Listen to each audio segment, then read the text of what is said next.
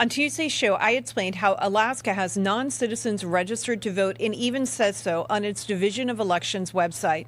After the show, New Jersey confirmed that 6,600 non-U.S. citizens were registered to vote in that one state, and about 400 of those people actually cast a ballot. The Department of Homeland Security says there are actually 35,152 non-citizens registered in New Jersey. Whether it's 6,000 or 35,000, New Jersey Governor's own office, Democrat Mikie Sherrill, now admits to non-citizens voting in their elections contrary to the law. Welcome to the Jenny Beth Show. I'm Jenny Beth Martin.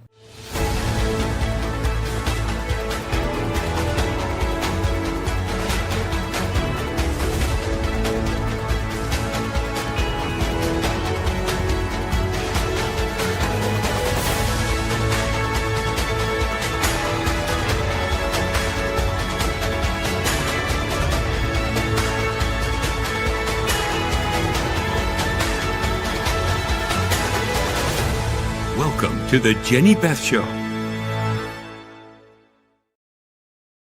Party Patriots Action has been in the trenches for 2.5 years, including conducting a bus tour over 18 states, advocating for a simple bill backed by common sense.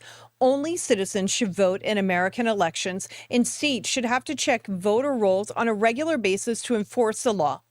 All while the other side called us paranoid, conspiracy theorists, people who wanted to suppress the vote. The regurgitated Washington talking points are not real on this. They're just flat out wrong. And this week, a Democrat governor, Mikie Sherrill in New Jersey, proved it happens at least 6,600 times. A so-called software error registered thousands of non-citizens, and hundreds of them voted in real elections that legal American citizens were counting on being fair. Let's take a deeper look at this New Jersey scandal. Hundreds of non-citizens in New Jersey were able to cast ballots because of a software glitch. Governor Mikie Sherrill says a DMV software error led to more than 6,000 non-citizens being registered to vote when they signed up for driver's licenses or ID cards. 400 of them actually cast ballots in New Jersey elections between 2023 and 2024. The governor says there is no evidence that any elections were swayed as a result. The state is now in the process of removing all of those names from the voter rolls. Really, Mikie Sherrill? No elections were swayed as a result of this, according to your account. I've actually asked. I looked this up on Grok, and it maybe they're right. Maybe there was nothing that swayed elections, but there were local races in 2023 and 2024. One that had a margin of vote difference of 8, and another one that had a margin of vote difference of 238 votes. So if we don't know where the people voted exactly, but we do know that in New Jersey, like in every local election around this country, oftentimes the elections are decided by a handful of votes, including elections that are decided by 10 or fewer votes. And so to say that 400 people voting improperly did not sway an election, unless you know exactly where they voted and whether they voted in the races that were won by that tight margin, you can't be 100% sure. And as far as I know, we still don't have enough details to completely rule that out. This is all thanks to the Clinton era motor voter legislation that dates back to the 90s. But at least right now, the governor is admitting to the error through the New Jersey DMV. And we've got another clip of the governor. Let's take a look at this. I want to get you to some breaking news now out of New Jersey, where the governor there says the state's DMV apparently accidentally registered thousands of non-citizens to vote after a software glitch. About 400 of them went on to cast a ballot. Here's Governor Mikie Sherrill explaining how it happened. Some individuals indicated that they weren't citizens and weren't eligible to vote, but the software registered them anyway. We have no evidence at this time that any elections were swayed. By the numbers, we're talking about 6,600 non-citizens who signed up to vote after this, glitch. You see fewer than 400 of them, according to the governor, voted. And you heard her there, no evidence that this swayed any elections, but it does reopen a political can of worms. Not even a week after President Trump's primetime speech to talk about, in his words, election security. And the governor's office in New Jersey is saying 6,600 votes. Yet, I just want to point out that the Department of Homeland Security is saying that they think it is 35,152 non-citizens who are registered in New Jersey. So we don't even quite know exactly how many. We do know that non-citizens are registered to vote. And New Jersey is not unusual. It's just a state that got caught this week. The reason this keeps happening is that across the country, citizenship for voter registration comes down to a checkbox on the form, and nobody is verifying it when people register to vote. So that means that governments are forced to go clean it up after the fact rather than getting the voter rolls right from the very beginning. This is exactly why the Save America Act and the citizenship to vote, which is really a citizenship to vote bill. It's proof of citizenship to register to vote, and then voter ID as well. This is exactly why we asked Senator Mike Lee to write the bill in the first place. We need to stop these kind of errors from even being able to occur. Prove you are a citizen when you register to vote, and then show an identification when you cast your ballot. Easy to vote, hard to cheat. It's the whole idea. In our very constitutional republic, only votes when we have fair and free elections and we know that they are being conducted properly. Plain and simple common sense. This is not stuck because it's unpopular. 50 United States senators have already been on the record supporting the House-backed version of the bill. The House has passed it more than 3 times now because they just passed it a couple more times yesterday. It is stuck behind a 60-vote Senate threshold that has nothing to do with whether the idea is right and everything to do with procedure and the leftist Democrats' unwillingness to do what the American people want. Yesterday, I was in Washington, D.C., and I met with members of Congress, including Speaker of the House Mike Johnson and several conservative leaders from around the country. And we are working to get this bill across the finish line. The grassroots, our friend and coalition partner, who's a grassroots organizer, Scott Pressler, I think he's posted that he's now on day 203 of asking the Senate Majority Leader every single day to pass the Save America Act. And CLETA, and I guess what Scott is actually doing, just to be very precise here, he's asking the leader to bring it to the floor for the final vote. And then CLETA Mitchell with the Election Integrity Network is meeting with state legislators today and continuing to work on the election integrity issues. None of us is giving up, and I know neither are you. Check out this clip from yesterday from Washington, D.C. while I was there. I just left a meeting inside the Capitol. I was meeting with Speaker Johnson and a bunch of conservative leaders, and we were talking about how we are going to get the Save America Act passed. The best way to do that right now is through reconciliation. And the House is very committed to getting this reconciliation bill done. When they get it done and it moves over to the Senate is going to have to take it up and have the determination to get it over the finish line. That means, as activists, the best thing that we can do is to continue calling the Senate side. It helps to call the House side, and for sure do that, and make sure you are calling the United States Senate and telling them to pass a reconciliation package that will have the Save America Act attached to it. Look, I know you're tired of calling the Senate. I'm tired of telling you to call the Senate. I'm tired of calling the Senate. It's frustrating that we have to keep doing this, but nobody ever said life was going to be easy. Nobody ever said passing this bill was going to be easy. It is a long, hard process, and we are committed to getting it done. So keep making those phone calls, and let's keep working to pass the Save America Act. Former Congressman Mark Meadows said it best this week. He said this, and I love it. The thing that never happens has happened, and actually it happened 6,600 times. That's it. It's a whole argument. They told us that non-citizens voting never happens, and now we've got the receipts sitting right there on a Democrat governor's desk in the state of New Jersey. So here's what you can do right now to help make a difference. And you've heard this all before, and you're going to hear it again until we get this bill across the finish line. While Congress is still in session right now before they go on August recess, we need you to call the United States Capitol switchboard. The number is 202-224-3121. Speak to both of your senators and tell them to bring the House-backed version of the Save America Act to a final vote and to vote for it. 50 senators are already there, and we need 10 more to get it through we need 10 more to get it through the filibuster, or we need the Republicans to take up the House-backed reconciliation process. And right now we're hearing, and there's a report that I saw right before we went live on the show today. I'm going to see if I can bring this up.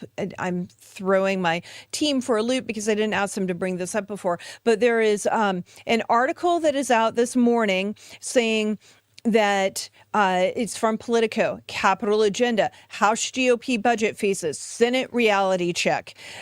Senator Mike Johnson successfully muscled the Republicans' reconciliation 3.0 ball into the Senate, into Senate Majority Leader Thune's court. But Senator John Kennedy told reporters on Wednesday, which was yesterday, I don't think Senator Thune is going to take it up. He doesn't think Senator Thune is going to take up the reconciliation bill that the House has just begun working on. They passed it went through the first vote in the House. That bill does a couple of different things, and I'm going to be talking a little bit more about it. I'm kind of jumping ahead of myself here, but the bill does a few different things, 3 simple things. It is providing additional funding for the Department of War that the Secretary of War, Pete Hegseth, has asked for. It is providing funds for farming, so it's paying for the Farm Bill. And it is attaching the Save America Act to it, and there will be some grants, I believe, in place to help states take up and enact the Save America Act. When Leader Thune says he's not taking this up, or that he may not take it up, or Senator John Kennedy from Louisiana is saying that Senator Thune may not take it up, that means that when you're making these phone calls to the Capitol, you need to tell the Republican senators to take up the reconciliation bill and to pass the Save America Act. It's really getting ridiculous that they are just not understanding the importance of this legislation and the importance of getting it done. We have a big show in store for you today. Robert McNeily is here, and he and I are going to break down the 3 fastest moving stories together, including the New Jersey mess, also a criminal referral of Jack Smith, and then the busiest day in the House that the House has had in months, which I kind of was jumping ahead of myself there just a second ago talking about. Then we're going to have investigative reporter Bronson Winslow join me to discuss what a Georgia open records request just revealed, and a Second Amendment case that is now heading to the Supreme Court. And later in the show, we have Georgia State Representative David Clark, along with Robert McNeily, back on the show to talk about President Trump's visit yesterday to Georgia and the fights playing out in the Peach State. So let's get to work. And let's first welcome back Robert McNeily. Thanks so much for being here again with me, Robert. Oh, thanks, Jenny Beth. Appreciate it. So let's just start where I opened. And what do you make of what is happening in New Jersey now that they admit that at least 6,600 non-citizens are registered and about 400 of those people have voted illegally?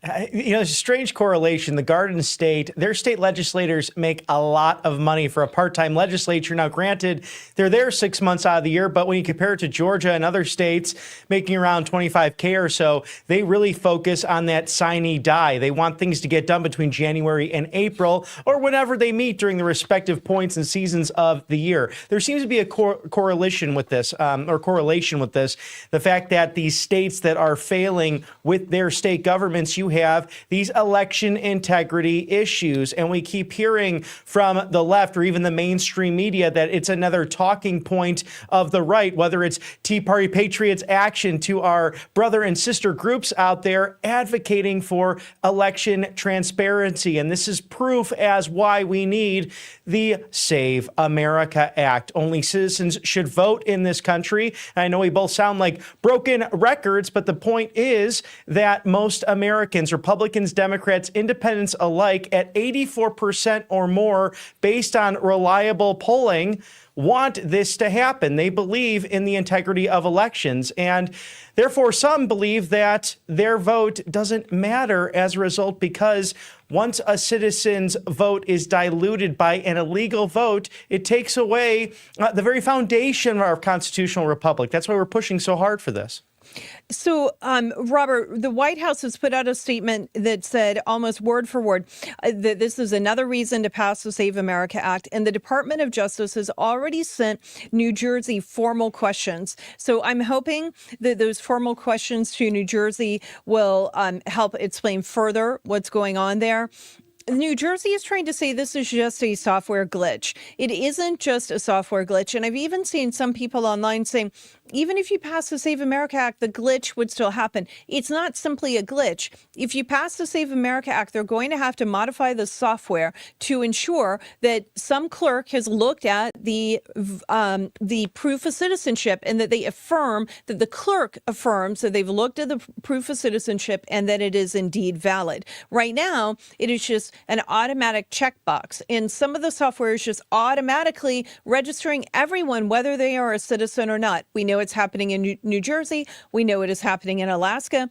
It has happened in other states, I think, including, the Department of Justice has already said there are over 250,000 people who are non-citizens on the voter rolls in 4 states alone. So it's happening all over the country. It's why we need to get the Save America Act in place. Okay, let's turn to another story that we've wanted to hear a lot about. Yesterday, I think it was yesterday, Jim Jordan, the House Judiciary Committee chairman, formally referred Jack Smith. He's a special counsel who built the federal case against President Trump, and he's been referred now to the Department of Justice for criminal prosecution. The allegation is that Smith lied to Congress under oath about accessing lawmakers' text messages. Robert, walk our audience through why this referral matters and what it is and what it is not. Well, it's a big deal because you don't want the House Judiciary to refer you for a criminal indictment of any sort. But here's the problem with this testimony. President Trump actually talking about it yesterday in Marietta, Georgia, as we'll get into later on in the show. But deranged Jack Smith, as he mentions him, testified to something else during the House hearing based on perhaps false claims and testimony to begin with. So something very disturbing to look at, because now we know that it went in the other direction. But I want the audience to know that this is not an automatic guilty. This still has to go through court and still has to go through our Article 3 branch of government and the judiciary. Everyone deserves free and fair hearing in our system of government. But it looks more and more that this lawfare, this weaponization of the federal government against a private citizen, Donald Trump, who became president of the United States, whether it's the Russia hoax to what we saw with the Jack Smith investigations, that these very aggressive far-left DAs and prosecutors have been using their offices for political, what I like to call imprisonment, or putting someone on the dais and making the public assume that they're guilty before having a fair hearing. And we saw that especially in the 2020 and then 2024 election, the lead up to that of this ridiculous prosecution of President Donald Trump. And I think in the end, he's going to be exonerated. But Jack Smith seems to be in a lot of heat right now. he does seem to be in a lot of heat. Now, the Democrat side of this is something along the lines of what Congressman and ranking member of the Judiciary Committee, Jamie Raskin, calls. He says the referral is baseless and vindictive. I think that it is a chance for there to actually be accountability, and I really hope that we have accountability catching up with Jack Smith before long. All right, let's talk about the third one, and then we're going to be taking a short break and bringing in our guests. So the third one is this, and it's huge, Robert. It's so big.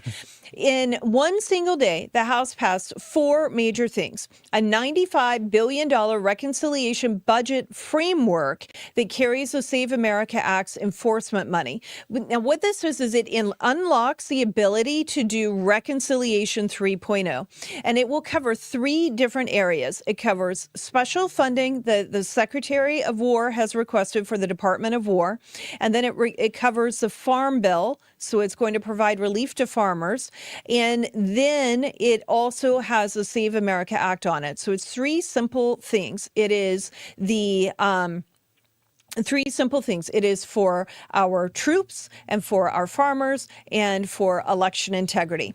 Then the next thing that they worked on and that they got done, they got done so much. They passed the National Defense Authorization Bill, which included the Save America Act through the MIRV process, the MIRV process. Now, remember, we talked about when the House came back after the 4th of July, Speaker Johnson said to expect a lot of MIRVs, and that is what we saw yesterday, because we've got it on the NDAA. Then the House passed a bipartisan ban on members of Congress trading individual stocks, which also carries a segment of the Save America Act, the federal voter ID requirement. So we've got voter ID attached to the National Defense Authorization Act, which is referred to as the NDAA.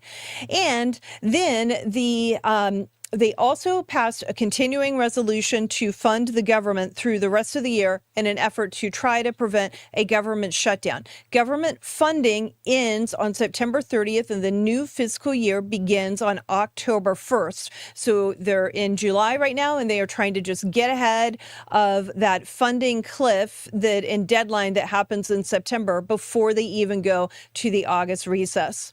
Robert, what does this signal to you about how serious the House is about everything that it is trying to get done, and how serious it is about passing the Save America Act and forcing the Senate at every single opportunity to take it up?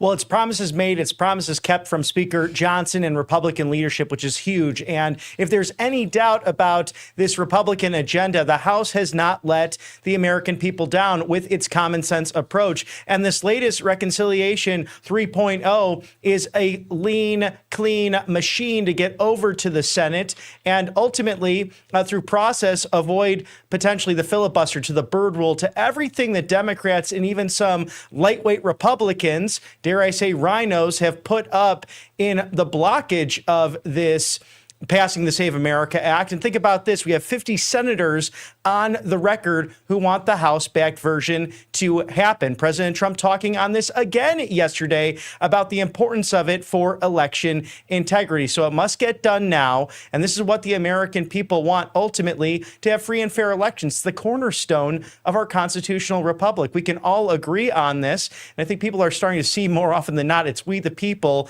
versus the bloated bureaucracy in Washington, D.C., whether it has an R or a D next to it. But I have to say, again, Speaker Johnson and the House Republicans, the leadership, really delivering on common sense with such a slim majority. He's done an amazing job with it. He has, and the entire House Republican Conference are doing an amazing job, and they definitely are looking out for we, the people. Robert, stay right there, because we're going to be back with you after our next guest. So everyone just hold tight, because our next guest is Bronson Winslow, who is going to talk to us about two important articles that Restoration Foundation has out. So stay with us. Don't go anywhere.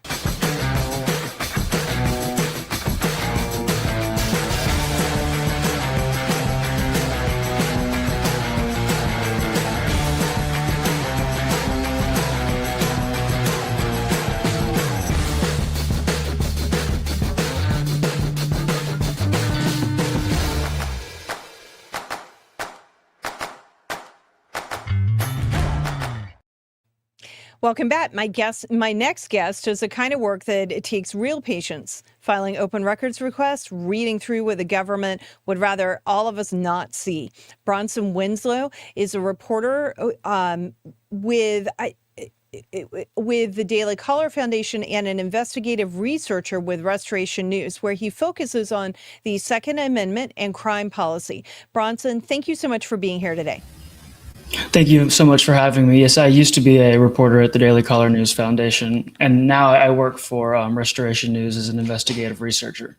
Thank you. I thought as I was looking at that, I was like, wait, I think I've got that wrong. So, all right. Thank you for clearing that up. All right. Let's start with your reporting out of Georgia. You used a Freedom of Information request, or I think it's a public records request in Georgia, to pull records on crimes committed by people in this country illegally. And what did you find? What did the documents show? Well, the FOIA request revealed that there were at least 130 crimes by illegal aliens that we had not yet known about. And part of pulling those FOIAs was part of our Illegal Alien Crimes Initiative. It's a website that we've been building that goes from state to localities, and it really breaks down what crimes are happening in your backyard and what is the mainstream media not reporting. So Georgia was our recent FOIA, and it pulled back a long list of crimes, including murder, rape, necrophilia.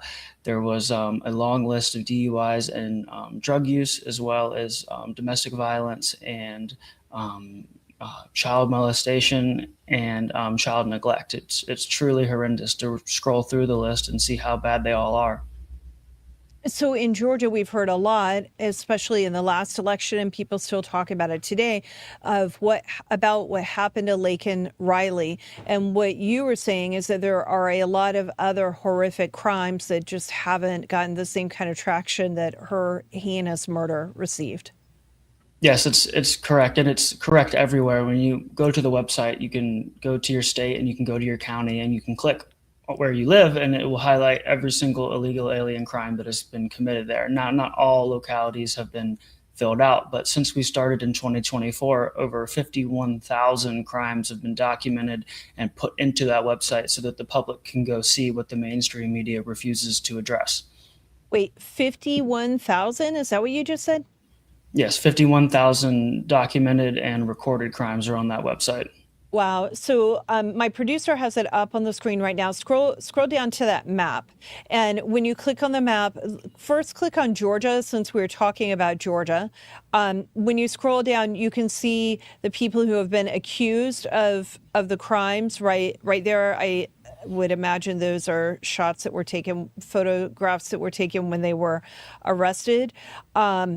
You've got it by county. Even as you scroll further down, you can look by county to see the crimes that have been committed by county. And then when you go back out, like if we look at Texas, you've got the same thing. That is an amazing website. Bronson, I understand Restoration News is behind this, but did you do the research on it yourself? So I cannot take credit for all of the research. Our senior investigative researcher, Victoria Manning, took point on this project, and she spent hours and hours and days of research compiling these lists and putting them into a format that could then be uploaded to a website that we created. So while I have assisted in the process, I cannot take credit for the full endeavor. Well, you should be proud of the work that you've done, and Victoria should as well. This is a really, really important website. We've got to make sure that we are getting it out, which is why we had you on the show today. So when you have looked at this, do you think that the Laken Riley Act helps prevent some of these kind of crimes in the future, or does it at least help move people out of the country who shouldn't be here, who would be committing these kind of crimes? I would say it definitely helps. Being able to have cooperation between the state and the federal when it comes to dangerous individuals is one of the best ways to apprehend them and then decide the best method to either deal with the situation or move them out of the country. So I would say it's been a huge benefit for Georgians, and I'm hoping that at some point we can see a change in these numbers and we can see these FOIAs returning less and less crimes committed by illegal aliens. So one thing I want to really hone in on here as we look at this page, because it's very 51,000 crimes. It is a lot. These are not just statistics on a page. Behind every single one of these records is a real victim, a real family. It's from, in the case of Georgia, a real Georgia county, and yet you've got this for the entire country. From everything you've reviewed, what is the case or the pattern that stood out to you as you were looking at all of this? I'd say the most prevalent of all the crimes that I have personally seen is there's a lot to do with driving without license, driving intoxicated, driving with drugs, or driving in a manner that's unsafe with children present for child endangerment. That would be the largest mass of crimes that we're seeing. But if you filter into the more serious crimes, there's just endless lists of murder, rape, molestation, and that's the real key when we're seeing that these are very vicious crimes that are being committed against Americans. That's what I think should make everyone stand up and say that we cannot tolerate this any further. There's, of course, safety on the roads is extremely important, and that is also a huge issue, but we can't overlook how just destitute these murders and these rapes are that are happening every day in every locality all across the United States of America. You are exactly right. Those are very hard to stomach because they are just so graphic and so it's so unexpected and it's so horrible. I think that sometimes when people hear about crime and victims and murder or death from the cases that are involved with driving, so it's vehicular homicide, if you will, if it's that kind of a situation. I think that oftentimes people who hear that, they think, well, car wrecks happen all the time, so yeah, it's horrible that this happened, but that happens all the time. And if you're thinking that, I kind of thought that too, more than a decade ago, before I met people who were affected by these crimes. And what I realized is that when we have allowed people to enter the country illegally, so they never should have been here in the first place. And I understand we've got a secure border now, but there are still people in this country right now who never should have been here in the first place. And they get behind the wheel of a car, and they get behind the wheel of the car after they have been drinking, or they've been doing drugs, or they just can't speak English and read English, and they don't understand how our roads work, and they kill someone. That is a death that never should have happened. It's not just wrecks happen and that it's a risk of being in a car. If the person had never been here in the first place, that American or the legal alien, if it was not an American who died, but somebody who was here legally, never would have died in the first place. And it's why the deportations that are happening are so important and must continue, and why we have to have a secure border, even when President Trump is no longer in office. All right, Bronson, you also have another article out about the Second Amendment and a case that the Supreme Court is taking up. What is that one about? So for years, as long as I can remember, since I was a very young child, the discussion about assault weapons has just gone on and on and on, and multiple courts have made rulings, and we've seemed to always spiral back to it's a case-by-case issue, and we've been left with many American citizens who no longer have the Second Amendment right to carry an assault rifle, which, first off, is a horrible term for the weapon, but we can get back to that. The case that the Supreme Court has now decided to take up will once and for all rule on the constitutionality of so-called assault weapons, and it will for once allow all Americans to be under one blanketed ruling of what you can and cannot do for self-defense. So that will be taken up, and oral arguments will begin in the fall, and we're hoping for a decision by this time next year. And what is the case based on, and what should people at home be watching for as this case comes before the court in the fall?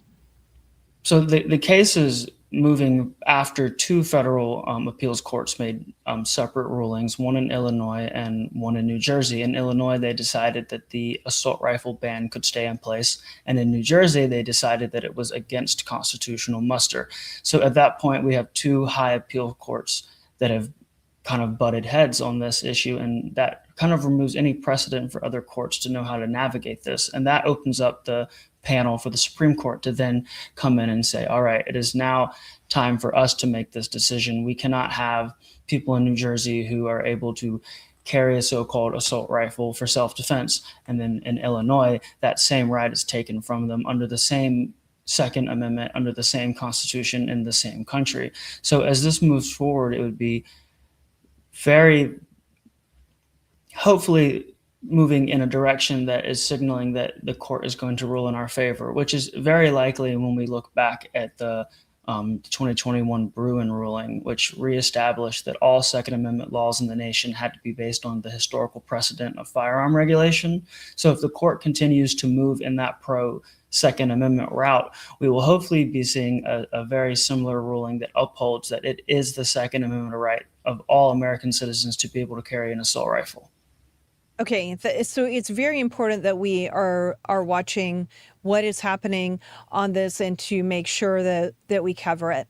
Now, you're with Restoration News, and Restoration has, we've talked about this a few times on the show. There's a new magazine, Independence Magazine, that we encourage people to sign up for every time that we have someone from Restoration on. So I'm putting that link over to so that we can show that on the screen. And then let me ask you this: what else do you have on the horizon? What are you researching right now, or are you at liberty to say? I definitely can. Right now, I'm looking into the state of AI policy and regulation right now, and whether or not it could slip into maybe an authoritarian state, or if we've provided the right guardrails for it to be something that benefits the freedom of Americans. And that project is currently ongoing, but it's definitely a very interesting and very pressing issue as we see AI continue to accelerate day after day. Bronson, that's a really interesting topic that you're researching. What I think that people who, I don't know whether people who are watching this right now consider this or not, but we've got standards in America and around the world for all sorts of things. There are standards for the kind of wires, I'm trying to show a wire, like the kind of wires that you can have and what the wires look like. There are standards for that. There are standards for how computers run. There are standards for electricity. There are standards for coding. Coding meaning software coding. And it's been going on for quite a while, so that across the entire world we're able to interact with one another when we're dealing with computer equipment. I saw recently that there is a standards organization that is being propped up around the world that China is involved in, and thankfully America and I don't think European countries are involved in it, but China is trying to come in and find a way to set the standards for AI. And what you are researching and investigating, I think, is very, very, very important, because the standards that are set for AI should be ones that monitor American values and that honor basic natural human rights. And I don't think we have any reason to believe that China would do that. I fully agree. When you look at China's AI policy right now and kind of the hive mind they've created with the use of authoritarianism and the ability for the government to step in and tell all private businesses what to do, and then they use large language models to put all of that information together, and the next thing you know, you can't walk anywhere, you can't say anything, you can't do anything, because all those different chords, they feed back to the same mind, and that mind is very ideologically driven, and it's very much against any form of free thought for its people. So anything that China would like to do with AI, I would caution against fully, because we do not want to slip into that authoritarian state. That is the worst outcome that we could have with AI in America. Absolutely. Well, I'm glad that you're researching it. I'm looking forward to that article coming out and would love to talk to you more about it. So let's go through the website one more time before I let you go. Of course, it's restoration.news.com. Restoration, not dot, but dash. Restoration-news.com. restorationdash.com. And from there, you can sign up for Independence Magazine. And then and we've got that up on the screen right now. So restoration-news.com. And then the really interesting website that you have created that I encourage everyone to take a look at is illegalaliencrimes.com. illegalaliencrimes.com. And then Bronson, where can people find you on social media to follow you? You can find me on Twitter at Bronson-Winslow, or you could find my author page on restoration-news.com. Very good. Well, thank you so much for joining me today. I really enjoyed speaking with you. Thank you so much for having me. All right, we're going to take a quick break, and when we come back, Robert is going to tell you about the president's visit to Georgia yesterday. You are the grassroots of America. You love this country. When you love something, really love it, the news doesn't just inform you, it fires you up. And you find yourself asking, how can I make a difference? That is exactly what this show is built to answer. Never, ever, ever, ever give up. We owe it to every American who has ever voted to make America great again. We owe it to our future selves. We owe it to this republic to stand tall, to stay active, and to be smart about how we spend our energy so that we can win. Here on the Jenny Beth Show, we're going to help you do exactly that. Every show, we will break down the news, connect it to first principles, and give you specific, effective ways to take action. Not just outrage, action. And I am so glad you're here on this journey with us to do it. So let's get to it. Welcome to the Jenny Beth Show. And we're back. Now we have joining us Georgia State Representative David Clark, who serves in the Georgia House and recently ran for Lieutenant Governor of this great state of Georgia, which is where we're broadcasting from. And also Robert McNeily will be back at the table with me as well. Representative Clark and Robert, thank you both for being on with me. And they're not, there we go. Hey, Jenny Beth, it's great to be on here. Thanks so much for being on. So let's just start with the obvious and talk about President Trump being in Georgia yesterday at Wheeler High School, which is in Marietta, Georgia, in Cobb County, Georgia. He was talking about powering the American dream through education, affordability, and the Trump accounts. You both were there on the ground for the run-up to this.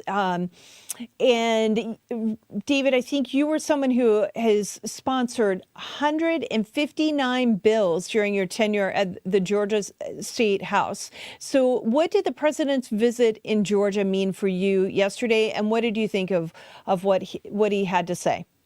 Yeah, so I thought it was electrifying, the event. I mean, I thought it was one of the best events I've been to, and I've been to a lot of events, period, just being in politics, but Trump events and all that. And I thought just Trump speaking, just those who came with him also. I mean, so many in his administration, Secretary Scott Bessent, he gave an amazing message. It was awesome to meet him actually officially for the first time and talk to him for a while. And then I had my father-in-law, Brandon Beach, who's the treasurer of the United States. He gave an amazing speech. All the nominees, Republican nominees running statewide, gave amazing speeches. Trump, gave an amazing speech, talking about just all the great things he's been doing, his administration.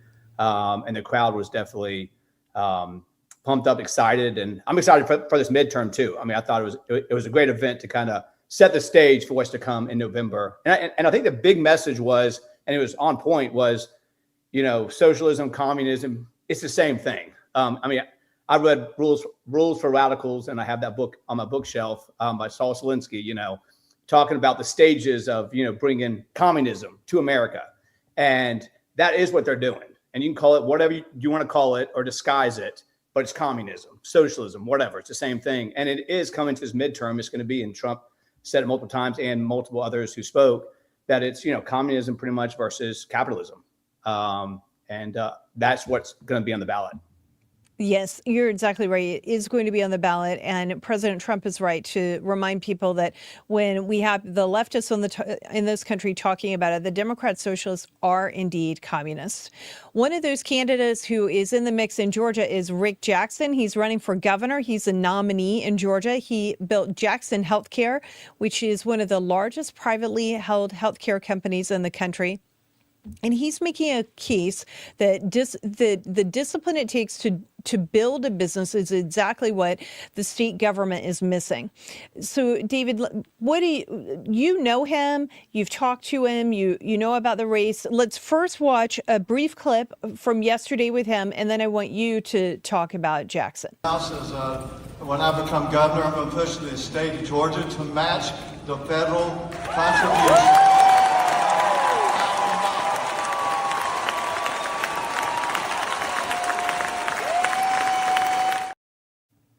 So what do you think his career brings to the table, and how do you think he is doing as a politician? Why should Georgians vote for him? Yeah, so I'll say I've known Rick Jackson for a long time, but I'll tell you the big thing that I loved is there's one thing being a business guy, being a great guy, and then getting into politics, right? It really, shows what type of leader you're going to be, not just in the business world, but also in the political. And when he had his launch at his headquarters, and I tell people, go back and watch it on YouTube. I counted him tearing up 3 times when he talked about the poor, the needy, foster kids, those families who are struggling, not being able to achieve the American dream, because he came from literally nothing, right? He grew up in Techwood, multiple foster homes, right? Didn't have a dad. He had nothing, not a penny to his name, and he became a billionaire.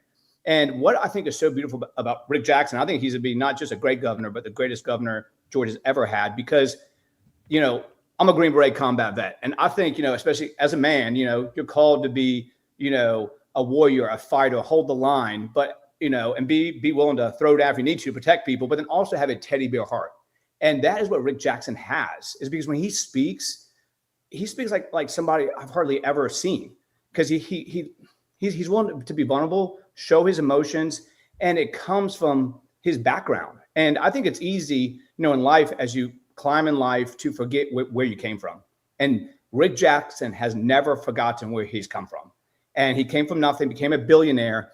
And I can tell you for a fact, governor is not going to change him. If being a billionaire doesn't change who he is and that he's humble, that's why he's going to be amazing. And I think that's what Republicans need also, or more people like Rick Jackson, who are so compassionate, but can also be firm, have that stiff spine, know when to say no, but also looks, because in the Bible, right, it says to take care of the widows, children, those who have nothing. And that's who Rick Jackson is. And he's done that through foster care, his nonprofit. He's given hundreds of millions away over his life to those in need. And so I think as a governor, and bringing that business mindset, he's gonna be the greatest governor that we've ever had. And as a veteran, Green Beret combat vet, I'd pick him any day to be in a foxhole, because I've seen how he's led over the last few months running politics. I know his past, his life, him personally. And so I'm excited. And as more Georgians get to know who he is, I think we're going to see so many moderates and even Democrats coming on board, because, I told him yesterday after he spoke, I went up to him and we were talking. I said, I love when you get emotional. I think I'm a tough guy again, my background in the special operations, but I love a man who can show his soft side. And I said, that was Jesus flowing out of you when he started to get emotional when he was speaking about his past and what he's overcome, and that he wants everyone to be able to achieve whatever their American dream is right here in Georgia. So I'm excited for his candidacy and to help him win in November. That's great. And Senator Ted Cruz endorsed him before the primary. When you said Techwood Homes, it was a housing project. It was a high crime area in downtown Atlanta.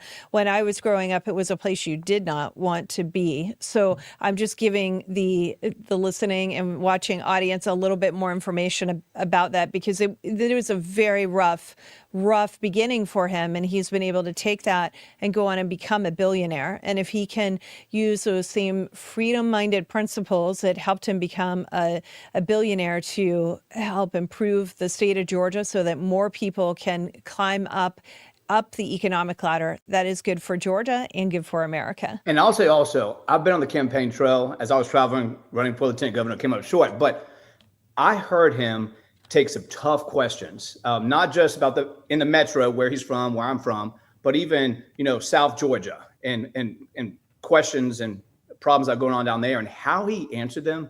He thinks outside the box. He's a critical problem solver, and like the Green Berets and the Special Forces, our big thing is thinking outside the box, right? Not being closed-minded, and getting the job done one way or the other. And how he has answered questions, I've heard him on the campaign trail, it blew me away. So I know he's be an amazing governor who's not closed-minded, who brings the brightest people to the table, solves problems, and makes Georgia the greatest state to live, work, and raise a family. So I'm telling you, he's going to be the greatest governor Georgia's ever had. Very good. Now let me change over to Robert. Robert, two things. First, I want your opinion about Rick Jackson and the run it like a business promise. What do you think of that? And is it going to help Georgians if he is elected? And how do you think that it would help Georgians if he is elected? And also, what did you think of President Trump's visit? You were there yesterday. I couldn't be there because I was meeting with Speaker Johnson, but you were able to go, and several other people from our team were able to go. Well, David, it's always great to see you, your wonderful family out there, and especially your father-in-law doing an amazing thing for the United States as the treasurer. And I'm telling you, if you haven't been to a Trump rally yet, I assume many of the Patriots watching have, it's like a rock concert. Brandon Beach to, of course, Secretary Bessent and countless other members of the cabinet, Kelly Loeffler, all the way to our very own constitutional officers to be candidates running for these great offices, getting the complete and total endorsement from President Trump. I mean, just a star-studded cheers, and it does replicate that of a rock concert or going to perhaps an Atlanta Braves game, as we saw the CEO from the Braves there, along with his staff, celebrating President Trump's wins. Now we've seen that not only from the executive office of the President of the United States, but these people who are putting their money where their mouth is, people like Rick Jackson, who have walked the walk time and again. He told a story yesterday about being the only kid who did not get to go home for Christmas. But it was a generous donor who offered him $100. That $100 gave him that loan to then seek the American dream, as he cried himself to sleep on that evening when 99 other kids got to leave the foster home and go to an adoptive family. It's truly an American dream type of story. I'd like to add as well, President Trump, the soft side of him, as David so eloquently said, as men, we're primed to go into battle. We're primed to take on the woes and the evils of the world. But he actually offered the family of Tyler Feehan, one of the soldiers who passed recently during the Dover Air Base, designated transfer of the bodies of these wonderful young soldiers who have fallen defending our freedom, a chance for them to come home aboard Air Force One, the family of Tyler Feehan, because the president was speaking with them and said, well, I'm about to go to Georgia. May I take you back on Air Force One? His father, mother, uncle sitting just rows ahead of me. There wasn't a dry eye in the place. And for President Trump, who doesn't ever cry or doesn't show publicly that he cries, he even said, I don't want to cry in front of you because it doesn't look so good, had this red swell in his face. You could see that pride he has being the commander-in-chief, mentioning that it is the most difficult thing that he does as president of the United States. So really a wonderful afternoon at Wheeler High School. Go Panthers. We're ready to cheer you on as you continue to win more basketball and baseball and some track and field championships. Very good. When I saw the owner of the Braves there, I was just hoping that the president can welcome the Braves into the White House later this year, because I want the Braves to win the World Series. Yes. I love the Braves. David, I want to get to the special session of the legislature in Georgia that we had back in June, because it's really important. What actually happened? Are we going to see redrawn maps in Georgia at any point because of the Supreme Court race? And what should we be looking to in the next legislative session? Yeah, so I mean, the word is we could have a special session after the general election, but that's to be determined as we get closer. But I am ready to redraw the maps. The Supreme Court weighed in, and I think it's wrong how we've been drawing them. And so I'm excited to draw them the right way, giving the people a voice. And so I'm excited. And I think we will hold it after the general election. So I'm excited for that. And I'm ready to also, I know we pushed back the QR codes and all that. But I think moving forward with Rick Jackson and the leadership that we're going to have, some great things are coming for Georgia. And so I'm excited. I think we're in amazing hands, and I'm confident. So elaborate just a minute on the QR codes. Are we ever going to get rid of those? They are actually a real problem. All you have to do is look at the election from DeKalb County that had to be redone or hand counted because the QR codes were completely wrong in the primary in 2022. So, I mean, yeah. We pushed it back to 2028. I'll say in the House, we did put the money in the past to fix it. And then some stuff happened in the other chamber. We should have got this done a long time ago. But that's why leadership matters, getting the right leaders in there who are going to do a great job, follow through on their promises. And that's why I'm excited about, again, Rick Jackson. He's a man of his word. If he says he's going to do something, he's going to do it. Just like he says, if he doesn't cut the state income tax in half, he will not run again. Just like he said that if he can't get the state legislature to put $1,000 in the Trump accounts, then he'll fund it himself. That's a man who doesn't just talk, he's a man of action. And he's proven that just in his life. I know so many stories, private stories, just the stuff he's done for people. He follows through. When he says he's going to do it, he does it. And I think that's because of his upbringing, coming from nothing, achieving all that he's achieved. And he always gives the glory to Jesus Christ for giving him his wealth, his blessings, his family, everything that he has. And so that's what I'm excited about. And again, it's that teddy bear heart. I walked up to him, after the rally, and I said, man, I would storm Normandy Beach for you. I'll do whatever you call, because I know he leads with that pure heart and that love for mankind and love for Jesus. And so I love that. And that's something that I follow. It's something that I follow. I've led in my politics. I love a genuine person, upfront, honest, genuine. And that's who Rick Jackson is. So I'm excited for this coming November election. That is quite a testament to him right there, being willing to storm Normandy Beach. That really talks a lot about his leadership abilities. Yeah. All right. One last question for both of you. What is the single biggest thing Georgia needs to get right in its elections? The Georgia needs to get right, and that the country needs to get right regarding elections. Well, we just need to get the SAVE Act. We need to pass it. You need to be able to show an ID, show that you're a citizen. Because, I saw another report. I think it was on Fox or something. But it came out, this one state, I forget the state now, going blank. But they said it was an accident, but it was like tens of thousands, I believe it was, that had got a driver's license and they were registered automatically to vote. Now they say, oh, they didn't really vote. We caught it. But no, it's happening. California, you had Nick Shirley. Yes. He didn't have to show an ID. He just showed up. He's not even from California. And he was like, hey, can I get, can I register to vote? And she handed over the sheet. He didn't fill it out, but he could have. And so we need to be able to acquire showing that you're a citizen, you have an ID. And also, I think we showed in Georgia, we made it easier to vote. We've set record numbers of people coming out to vote, but making it tough to steal and do fraud. And so we should never be afraid of that. And I think it's an ongoing process, because there are people out there who are greedy, who want to win no matter what. And so we need to always be looking at how can we tighten it down so you can't cheat, but make it easy to vote. But I think the big thing is we need DC, Congress to wake up, get this bill passed. And it's really going to clean up these elections. And then also we need to make sure over these voter rolls of cleaning them up continually, nonstop, because people are moving in state, out of state, and we need to know who's voting and where they live. Absolutely. Those are very good points, David. And then, Robert, what about you?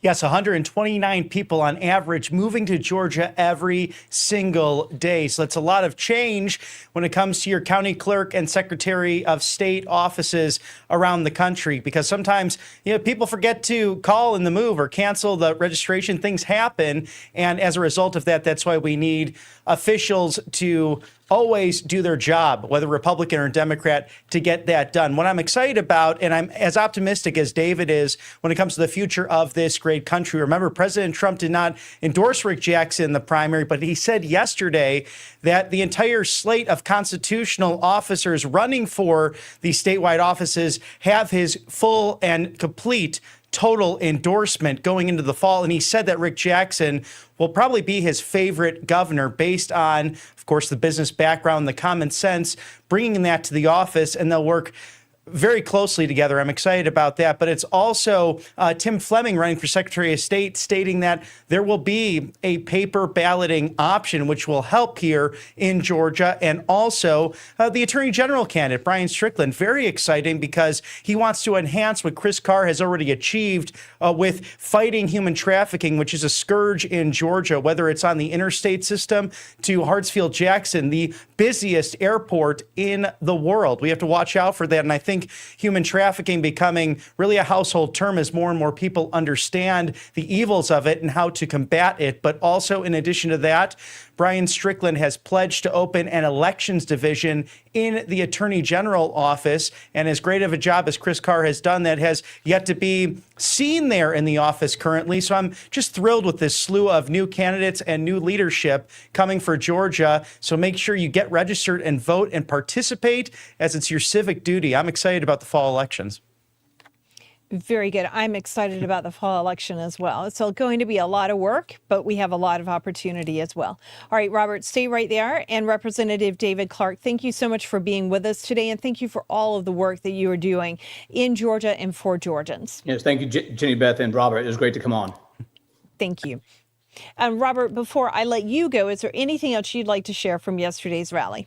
Yeah, I just want to share that it's a packed house once again, and even the people on the inside, it's a love fest. I know that you might hear that on the outside from the mainstream. It might seem silly to hear it, but this president, once again, prioritizing local media, from Atlanta News First to Channel 2, and many of my past colleagues there, RSBN in the House, to several other national and local outlets, getting time with the President of the United States backstage on Air Force One, also during the event, of course. And there were some protesters there, which make it a lot of fun. And what's amazing about these protesters, they stand out there and they say, freedom, not fascism.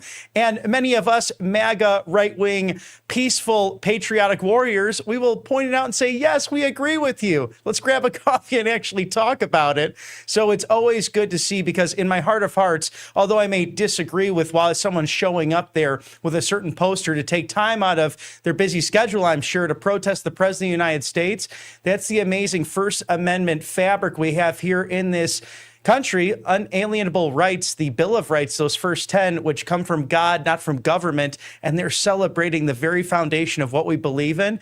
And so you got to take some time off if you can to go to a Trump rally. And I'm sure, as we spoke off camera, Jenny Beth, the students who had the day off may have had a lot of fun taking a break from school, even though it's about to get started again. But for those who attended that day, they're watching history in the front row. And for a sitting president to be there, and the CEO, superintendent of Cobb County, just beaming with a huge smile that the sitting president of the United States, whether it be Republican or Democrat, took time to reach out, powering the future of Americans, whether it be through a number of different policies, but also the education policies. And Secretary McMahon also there, who, that's the tough part. It's hard to streamline the size and scope of government. She is putting herself out of the job and sending it back to the states, education policies, and getting it out of the federal government, something that Ronald Reagan wanted to achieve as really a legacy of Jimmy Carter. So we're thrilled about that, and she's thrilled to become unemployed once again. So I'm amazed by that. Just a remarkable cabinet, and smiles all around, and great seeing so many friends in this jovial and lovely movement that we know as Make America Great Again.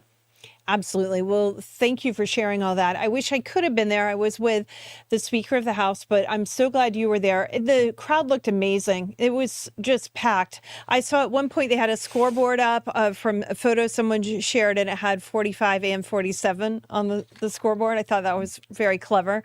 Oh, yes, in 2026 right on the bottom. So the aesthetics of it are really remarkable. Yeah, it looked quite amazing. And I'm glad that he was able to come and to have that presidential visit in Cobb County. It was really great. And he talked about the importance of passing the Save America Act, among other things. So it was a great event. Oh, we're thrilled to have the president here. Anytime in the Peach State, so goes Georgia, so goes the nation. That's exactly right. Okay, Robert, thank you so much for joining me.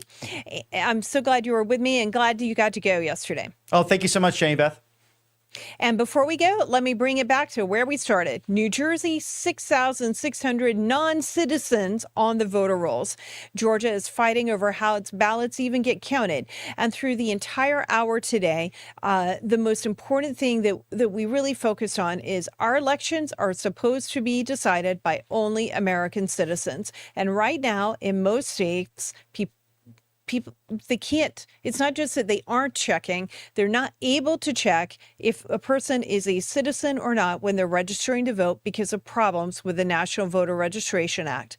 The Save America Act fixes that, and it's sitting right there. It is over in the Senate on multiple bills, as we talked about, because it went with the NDAA, it went with the reconciliation bill. It is it went with one other bill yesterday, which is the name of which is I've just totally forgotten off the top of my head, but it is there. The Senate needs to pick it up and do its job. The Democrats, frankly, need to do this as well. Their states have the problems just as much as other states. We need to make sure only American citizens are voting in American elections. Over 80% of Americans agree with us on this. And the fact that Democrats won't vote for it, it just tells you everything you need to know. They're willing to cheat. They're willing to allow problems to happen. They're willing to allow non-citizens to get onto the rolls and vote. So make sure that you are calling the Capitol switchboard 202-224-3121. Again, that number is 202-224-3121. Ask to speak to both of your senators and tell them to pass the Save America Act. And if you're talking to a Republican senator, make sure you tell them that you expect them to take up the Reconciliation 3.0 bill, Reconciliation 3.0, and that you want them to pass the Save America Act with Reconciliation 3.0. Again, one phone number, 202-224-3121. Now, before we go, I just want to highlight something. Let me leave you with something. There's a lot going on. And in yesterday's show, we had a story about Phyllis Schlafly, and she is quite an amazing woman. She was a homemaker. She sat down at her kitchen table, wrote a book, sold millions of copies of it out of her own garage. She didn't have a title. She wasn't anyone special. She just loved this country and decided to roll up her sleeves and get involved and to make a difference. She started Eagle Forum. She helped prevent the Equal Rights Amendment from becoming an amendment in the Constitution. And she never gave up, and she fought until the very last days of her life, including supporting President Trump and standing for a secure border. It's all it takes. You've got the ability to do the same thing that she did. All of us do. It's just a matter of sitting down and making the phone calls. Sitting down or not even just sitting down, but pick up the phone and make the phone calls. Go out and get involved in a campaign. Go and take action. That is what it boils down to. You get angry, you see things on TV, you hear things on the news, you watch the internet, social media just gets you completely riled up. You are annoyed beyond all imaginable belief at the United States Senate. The Democrats won't vote for the Save America Act. The Republican so-called leadership doesn't have the ability to lead, and they're not getting the job done. And it just makes you angry. Take that anger and get involved. That is the most important thing that we can do. Don't get up. Don't let the anger fester and just turn into something bad inside of you. Instead, take action. Call the Senate. That's a simple thing for right now today. Pick up the phone or research your favorite candidate. Call the candidate's office and ask how you can volunteer and get involved.